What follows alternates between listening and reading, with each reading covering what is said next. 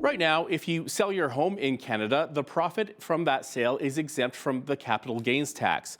But even though it's exempt, you must still report it to the Canada Revenue Agency. That was mandated by the federal government back in 2016.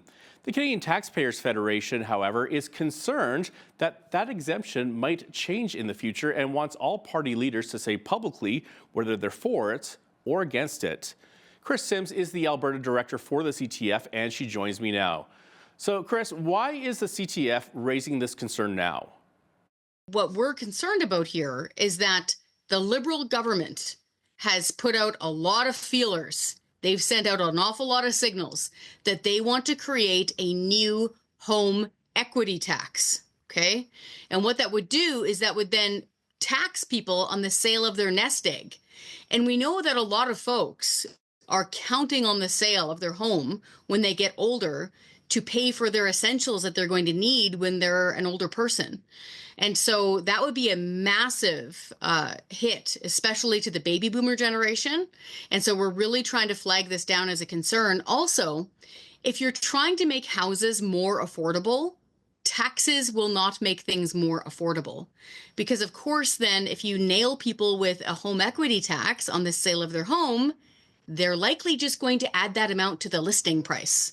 So there we go, makes houses cost more. So how does this impact the average Canadian? Some home equity taxes would be based on a percentage as to how much you sold it for.